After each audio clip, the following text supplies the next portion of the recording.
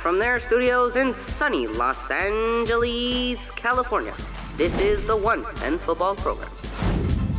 What's up, everyone? We have a humdinger of a show for you today. To my left is my right-hand man, Jerry Reynoso. And to my right is my old chum, Connor Kalopsis. Tell them what's on the show today. How about we just show them?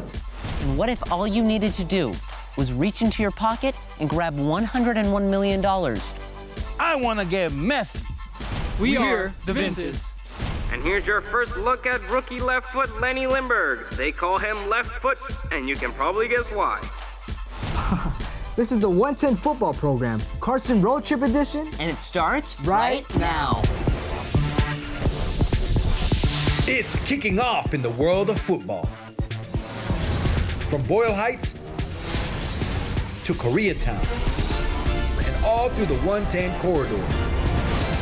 An LAFC fan show by two of their biggest fans. This is where true fans come to get their LAFC fix. So rally your crew, settle in. It's time for 110 Football. What's up, guys? I'm Vince LaRosa for 110 Football. I've got your Seattle breakdown. Second match in a row where LAFC played a team that they thoroughly handled in Orlando, and second match in a row where they got devastated. What's been tough about these matches is the way LAFC's played consistently throughout the match. First 10 minutes, we saw an LAFC team that I love to see. They were pressing high, they were putting Seattle under pressure, and they were really getting things done. But then you get a fluky goal and heads go down. That's not the LAFC team that we're used to. We're used to a team that is able to deal with adversity and find that next goal, find the path through. There's been a lot of talk about defensive errors, and when there's a 3-1 game, there's gonna be quite a few to choose from. But call me crazy, it's LAFC's inability to go forward that's causing the real problems. LAFC is used to putting teams under lots of pressure. They're holding on for dear life just to keep LAFC away from goal. And now we're not finding pathways, so Seattle's able to sit back and attack with two guys. That second goal, for instance, it's just Ladero picking up a turnover and then finding Jordan Morris to send him through. Now the third goal, we know what happens there. They want to get it all back at once. Tristan Blackman loses his mind for just a quick second, and it's all over from there. Now if you want a silver lining after this, and I know as LAFC fans we all need one, it's Jose Cifuentes. He started this match, his first start for LAFC, and he looked really good in a position that's very pivotal in the midfield. And when we talk about going forward, we know how important that midfield is. And the other thing, Christian Torres, 16 years old, from the LAFC Academy, gets his debut. That's no small feat, guys. Connecting the academy to the first team in just a couple years, big progress for LAFC, and that's something they'll take away from this, even on a bad night. And now, let's go to the bank for San Jose postgame. Well, I guess thanks me. Guys, if there was a game I wish you all could have been at, it's this one. A 5-1 demolishing of San Jose. I mean, it's just like old times. This is what we do to San Jose. How did they do it? Well, they started out with a really solid first half. It gave you a good base defensively, holding them to a 1-0 score, 0 shots on goal for San Jose. And in the second half, you run wild on them. Diego Rossi gets his second goal of the game, a nifty little touch just past the keeper. Jose Cifuentes, another strong game, gets his first goal for LAFC. And our boy, 110 Football Zone, Danny Musovski, with his first goal in MLS. What a great thrill for that guy. These are the 3 points you need, but more importantly, this is the momentum you need going into what is going to be a rubber match against the Galaxy. It's all coming down to this. This is the last regular season match against your biggest rival, and in their place, you want to take it to them after the disappointment you had here at Bank California Stadium. And now, back to me in the studio. Thanks, me.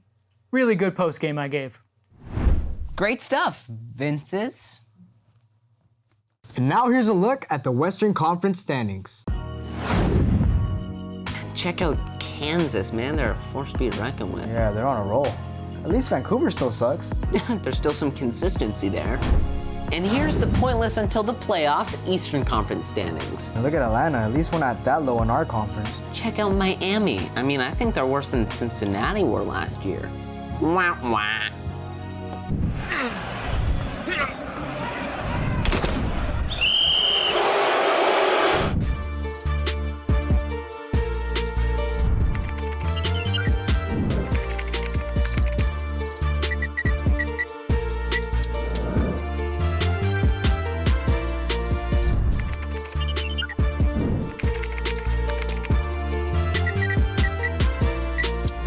And now from his college dorm, here's Eli with the latest in MLS. Oh, it was like... No, bro, like, look, Bob, pow.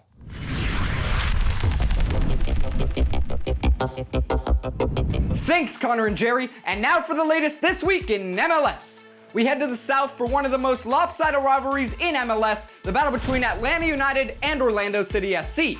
Atlanta have dominated Orlando in the past, mainly thanks to Joseph Martinez, but they didn't have him in this one, and Orlando has been red hot. By the 35th minute, Orlando already had a 2-goal lead thanks to the playmaking and goal scoring of Chris Mueller. In the 83rd minute, Atlanta thought they had something brewing with Brooks Lennon heading in the goal, but later on, Nani sealed the deal for Orlando, defeating Atlanta for the first time in franchise history, 3-1.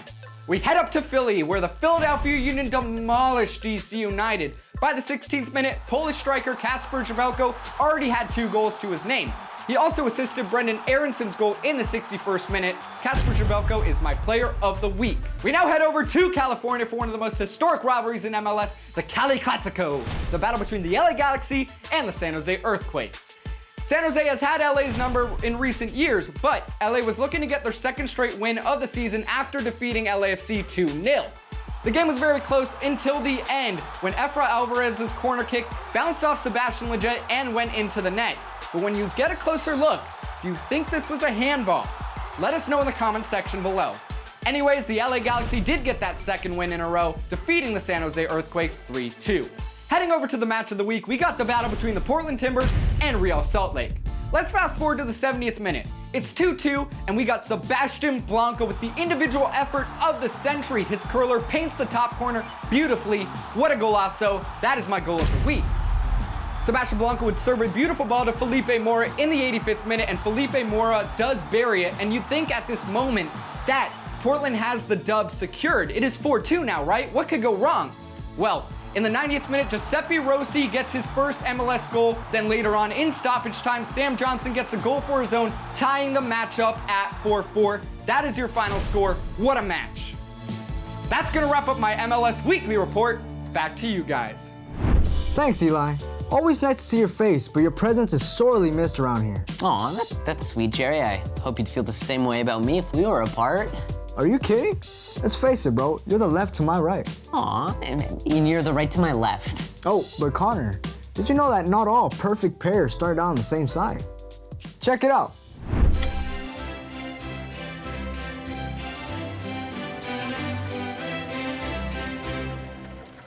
Good afternoon, ladies and gents, heroes and hooligans alike. Dickie Shines here for today's match between your Los Angeles Football Club and those pesky Portlanders from the land of lumber. And what a fine, fine day it is here in sunny Hollywoodland for the old soccer ball. And there he is, head coach Bob Bradley Sr. watching his starting squad take the field. And here's your first look at rookie left foot Lenny Lindbergh. They call him Left Foot, and you can probably guess why. Yes, I recall my first match I played with this squad. You don't have the same pressure you do today with all the media attention, but oh boy, were my knees a-knockin'. I was still green soft-bottomed and wet behind the ears. And you have 2 left feet. Dang tootin', though I almost lost one to diabetes. Those first couple of matches were touch and go, and Dickie sure let the fans know it. He wasn't just a broadcaster, he was the voice of God. I was certain I'd be cut from the team, but that's when it happened. Pee Wee McGill drives to the Dallas goal, but uh-oh, SpaghettiOs, nobody's home. The striker has no choice but to pass to the young rookie. Lindbergh shoots with his right-sided left, and goal! The kid's done it. A stupendous, tremendous, near-tremendous carver into the top right corner. Dallas goalie Uncle Jebediah can't believe it. Lenny Left-Foot Lindbergh gives LAFC the lead with mere seconds remaining in the match. 22 skidoo, it's a hullabaloo here at the bank. In 32 years and 52 days as the voice of LAFC, I've never seen anything like it. It was magical. After that goal, Bradley Sr. adjusted the entire offensive formation just for Left Foot. I believe that the club went on a 22-match win streak. We were on a roll, no doubt about it, and we were about to play our fiercest rivals. Back then, they didn't call it El Tráfico or the LA Derby. The 110 freeway wasn't built yet, and the fastest automobile only went about 40. Dickey was the first one to refer to the Galaxy as Carson. Oh boy, that sure stuck in our craw. When we return, we'll meet Carson's own new secret weapon. Let's just say he did everything right. Although LAFC lost the match and Carlos Vela the last time they played, we want to inspire both the fans and the squad before El Tráfico 3. So here are 3 moments to remind everyone that the Galaxy suck. And also that they really suck. That's a really good point, Jerry. Did you know that they really suck? You know what, Connor? And they stink. That's also a really good point. I mean, we're on a roll today. Mark Anthony Kay. Back for Vela. Robbie Dolman didn't get there. Vela ties the game. Diego Rossi. Good penalty. By Phillips. And Rossi. Splitting the defense. And here comes Rossi for a hat-trick. Esginella and Rossi. And the celebrations tell you LAFC have 6. Gap opened up for him, all the way! And surely now, a ticket to the conference final. Are we serious right now? LAFC, 5-3. And the upstarts have finally beaten the aristocrats. Rossi's 4 goals in the tournament proves why Vela shouldn't have started in that ridiculous loss to the Galaxy a few weeks back. I mean, he needed time to get into his rhythm, and he threw off the rhythm of his teammates who had been playing together for a while. Kinda sounds like you're questioning Bob Bradley, bro. Me? No. You didn't hear that, Bob. I'll give you this. There was pressure all around to have Vela start. He is the reigning league MVP, but we were both excited to have him back in the lineup. And now, sadly, LAFC will be without him for the long drive to Carson. See what you did there, the long drive? Because, Carson isn't in Los Angeles. Yeah, that's good. Carson Galaxy. The rivalry continues in Carson, Sunday, September 6th, with kickoff at 7:30 p.m. Pacific.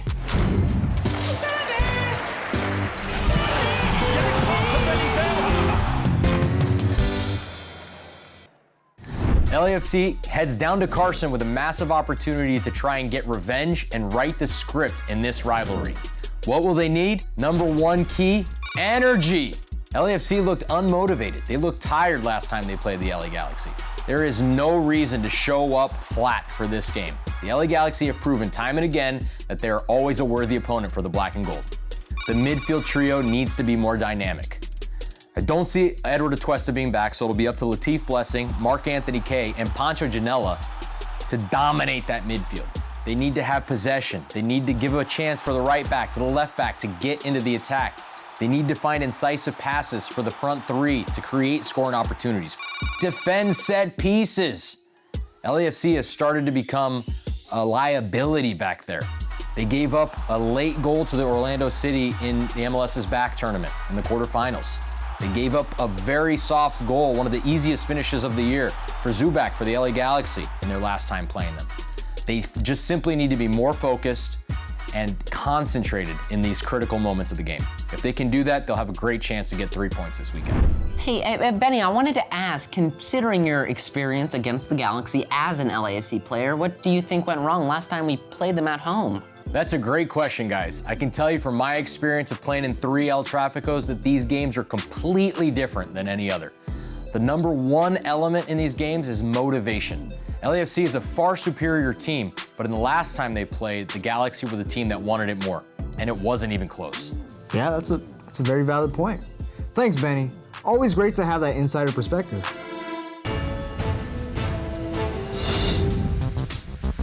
On Tuesday, in a shocking move, 6-time Ballon d'Or winner Lionel Messi declared his intention to part ways with FC Barcelona after weeks of speculation. While many international leagues would be the seemingly obvious choice, there are some options in MLS that, while a little far-fetched, could easily happen with the right sort of coercion. No, bro, are you crazy? I thought we were on the same page, but I mean... What Connor means is an appeal that speaks from the heart. Sure. Yes, exactly. It's appeal from, we'll go with that. Bro.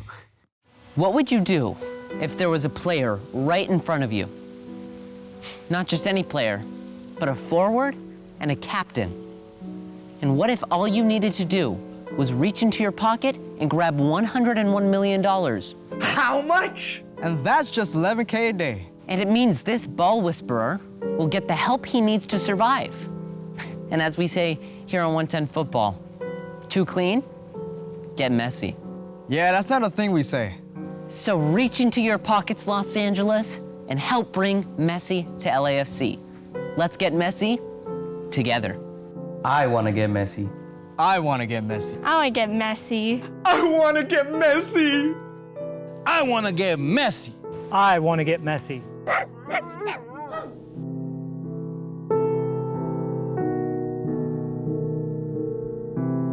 Log on right now and donate to our Let's Get Messy Kickstarter page on 110 Football TV. We still have a chance. The first person to donate 100 million gets a 110 t-shirt for free. Don't wait, because every second that goes by is another grand that you could be donating. And another. And another. And another. And another. You know, you get it. The 110 Football program is sponsored by Fancy Pants from Under Armour and presented in glorious sepia vision. And now, the conclusion of the Tale of Two Feet.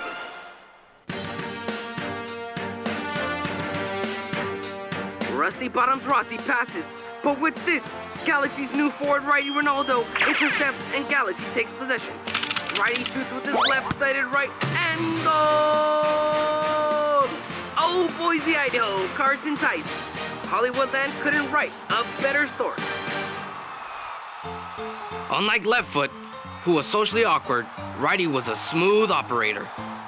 I coined him the Latin Clark Gable. But soon, LA fans hated when the teams played each other since all matches ended in scoreless draws. I blame them too. They were killing a glorious rivalry. We were both traded after the 1936 season, and we were sent to Europe just when that no-good Nick Hitler started trouble.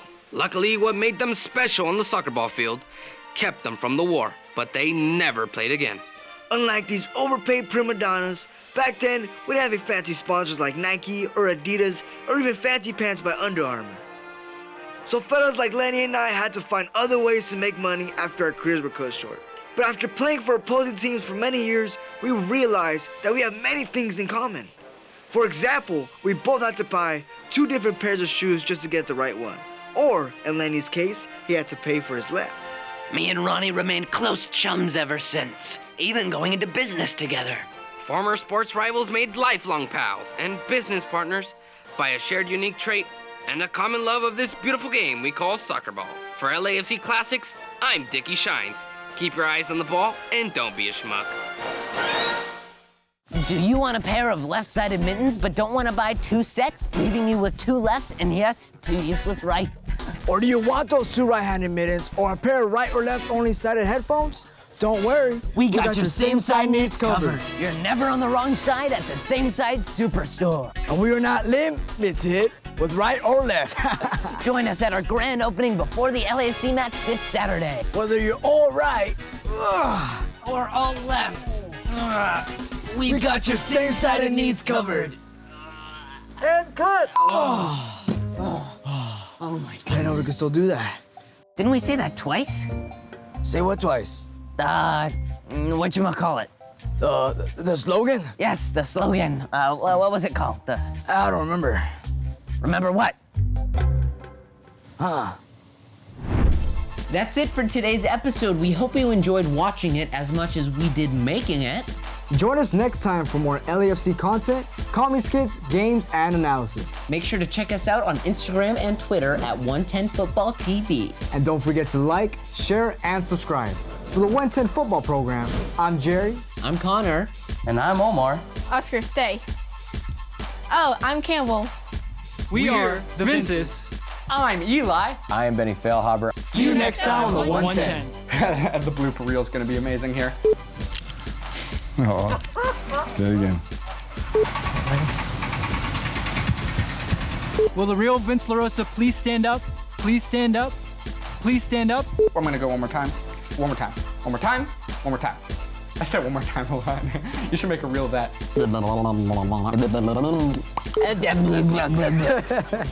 Down the middle I can see fine, but it's just like if I look to the sides or anything, it gets like really blurry.